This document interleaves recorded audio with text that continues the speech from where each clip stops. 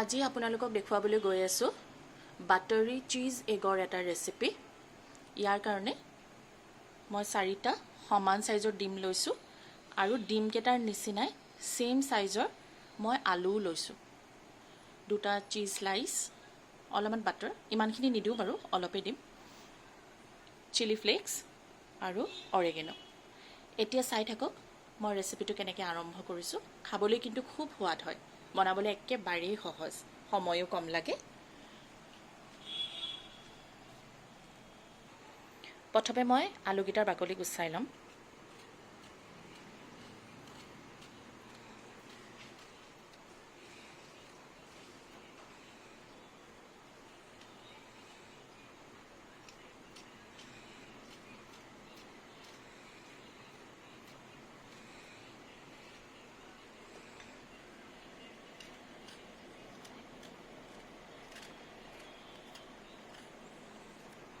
আলুগিটাৰ বাকলি গুচোৱা হৈ গ'ল। এতিয়া মই আলু আৰু কণী গোটেইকেইটা একেলগে ধুই ল'ম। যিহেতু আলুৰ বাকলি গুচাইছোঁ আৰু ডিমটো লেতেৰা থাকে, সেইকাৰণে মই এইকেইটা চাফাকৈ ধুই ল'ম।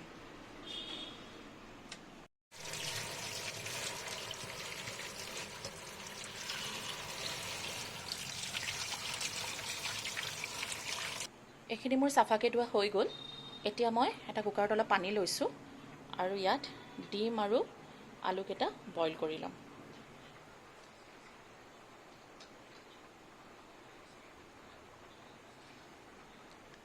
আলুটো মই এনেকৈ দীঘলীয়াকৈ কাটি ল'ম, ডিমৰ নিচিনাকৈ, এনেকৈ দুফাল কৰি এনেকৈ কাটি ল'ম, মাজত দুফাল কৰি ল'ম।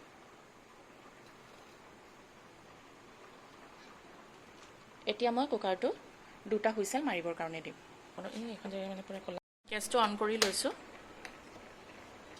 ইয়াতে মই কুকাৰটো উঠাই দিম, ঢাকন মাৰি দিম আৰু 2টা হুইচেল মাৰিবৰ কাৰণে দিম।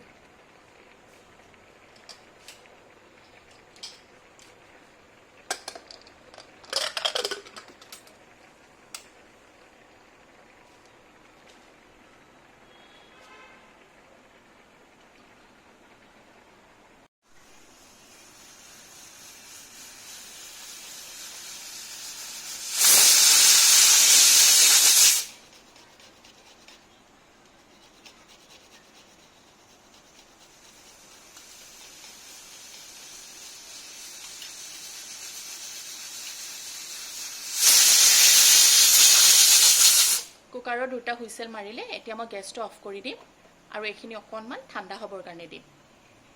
ডিম আৰু আলু বইল হৈ গ'ল। এয়া চাওক কি ধুনীয়া বইল হৈছে।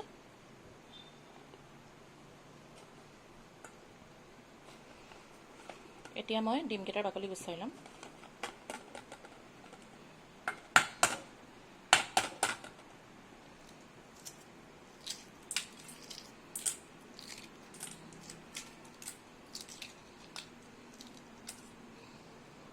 এনেকৈ গোটেইকেইটা ডিমৰ বাকলি গুচাই ল'ম। ডিমকেইটাৰ বাকলি গুচোৱা হৈ গ'ল। এতিয়া মই ডিমকেইটা কাটি ল'ম।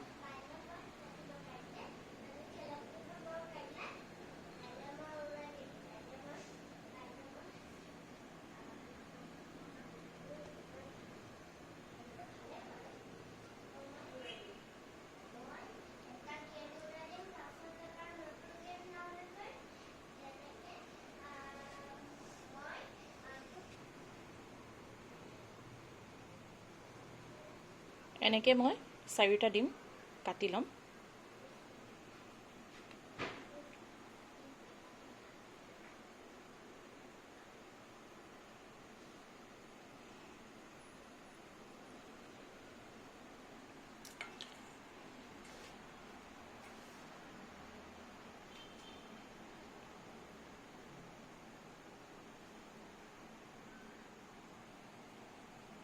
ইয়াত চাওক ডিম আৰু আলু একেধৰণে হৈছে।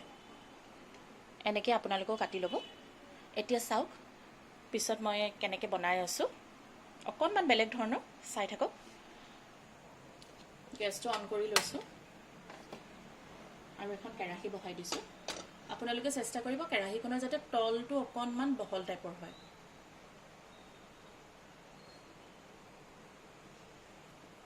কেৰাহীখন অকণমান গৰম হওঁতে মই জুইটো একেবাৰে চিমত কৰি দিম আৰু এতিয়া ইয়াত মই বাটাৰ দি লওঁ মই অকল বাটাৰেই দিম ইয়াত কোনো ধৰণৰ তেল নিদিওঁ বাটাৰটো অকণমান বেছি দিব লাগিব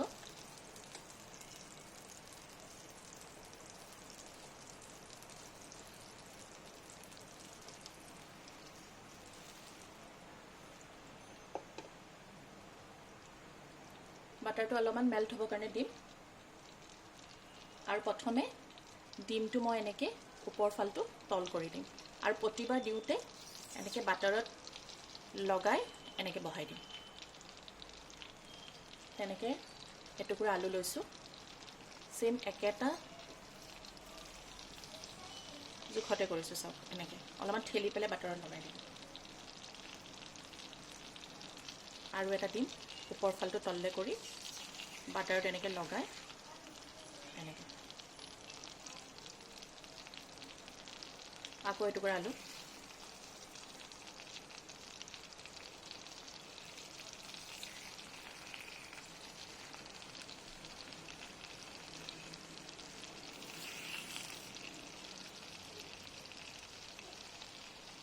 মাজত এটুকুৰা ডিম দি দিম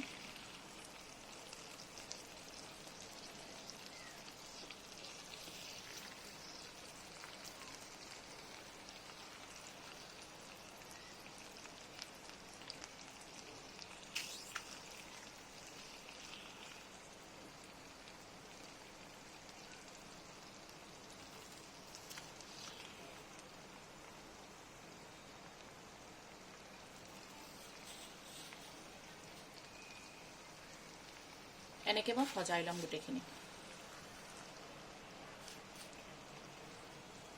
যাতে প্ৰতিটো পিছতে বাটাৰ লাগে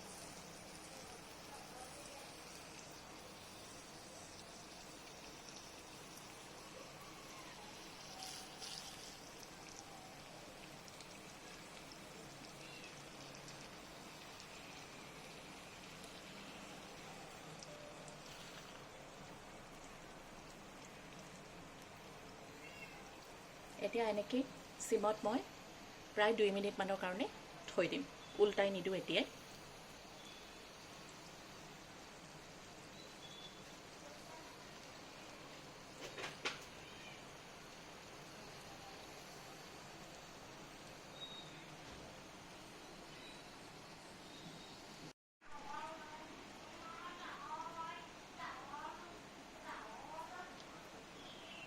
প্ৰায় 2 মিনিটমানৰ পিছত এয়া চাওক লাহে লাহে এইখিনি সিজিবলৈ আৰম্ভ হৈছে এতিয়া মই এইখিনি এবাৰ লুটিয়াই দিম ওপৰ মূৰটো তল কৰি দিম এয়া চাওক সিজিবলৈ আৰম্ভ হৈছে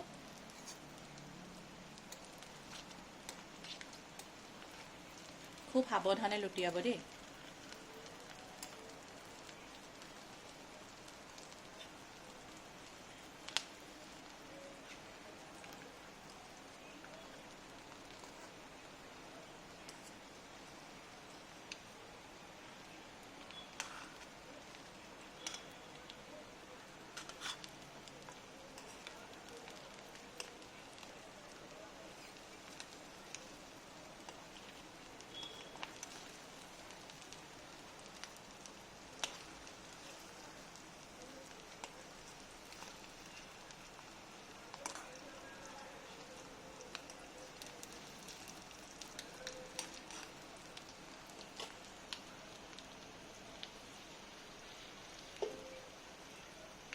ইয়াৰ ওপৰত মই সামান্য নিমখ দি দিম নিমখটো এনেকৈ স্প্ৰিংকল কৰি দিম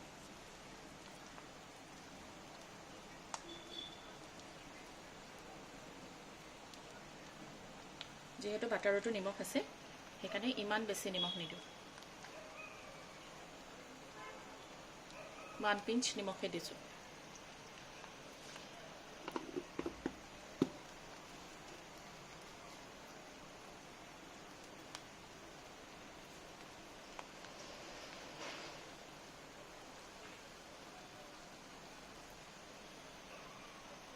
এতিয়া এনেকৈ মই ইটো পিঠিও হ'বলৈ দিম প্ৰায় 1 পৰা 1.5 মিনিট সময়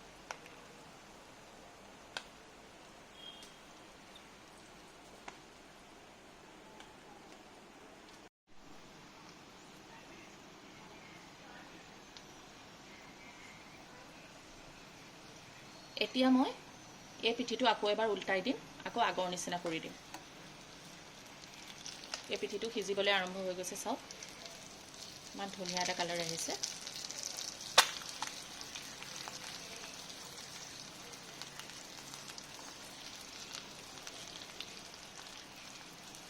এনেকৈ এবাৰ বনাই খাই চাব। ডিম আৰু আলু এইবোৰ পুৰা ক্ৰিস্পি হৈ যায়, খাবলৈ খুব ধুনীয়া হয়। আকৌ পুনৰ আগৰ নিচিনা কৰি দিম, ওপৰ পিঠিটো তল কৰি দিম।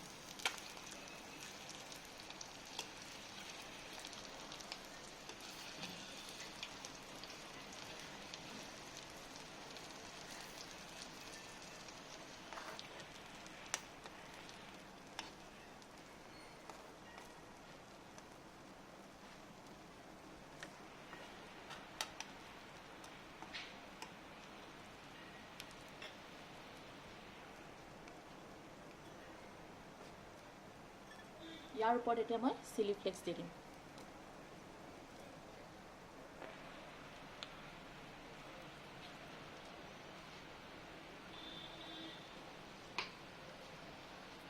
আৰু অলপমান অৰেগেনো স্প্ৰিংকল কৰি দিম।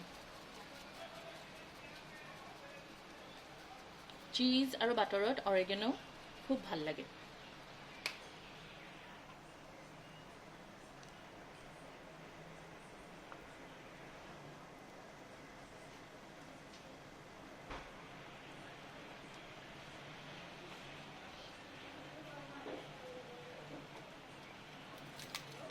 এতিয়া মই চীজৰ স্লাইচ কেইটা ওলাই লৈছোঁ আৰু ইয়াৰ ওপৰত মই বহাই দিম।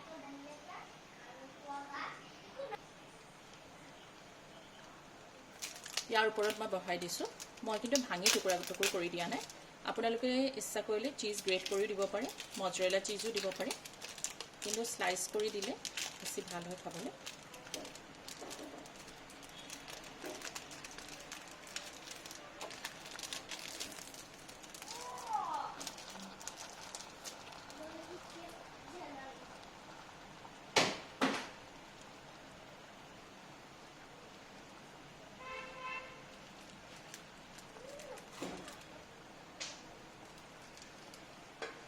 এতিয়া ইয়াৰ ওপৰত মই এখন ঢাকন লগাই দিম আৰু গেছটো অফ কৰি দিম আৰু চীজখিনি মেল্ট হ'বৰ কাৰণে দিম। প্ৰায় এনেকৈ 1 মিনিট সময় মই ৰাখিম। তাৰপিছত আপোনালোকক মই দেখাম এইটো কেনেকুৱা হৈছে দেখিবলৈ। এতিয়া 1 মিনিটৰ পিছত মই আপোনালোকক ইয়াত দাঙি দেখুৱাইছোঁ কেনেকুৱা হৈছে। চাওক কি ধুনীয়া হৈছে, চীজ পূৰা মেল্ট হৈ গ'ল।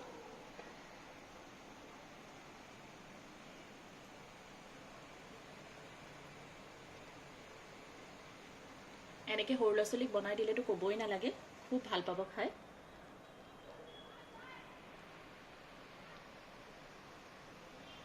বাটাৰী চীজি এগ ৰেডি।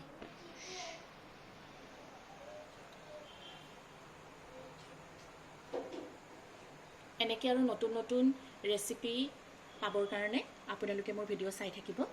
পুনৰ লগ পাম। আজিলৈ আহিছোঁ। ভাল ভাল বনাব আৰু সৰহ সৰহকৈ খাব, কাৰণ খানা মেইন। আকৌ লগ পাম দেই।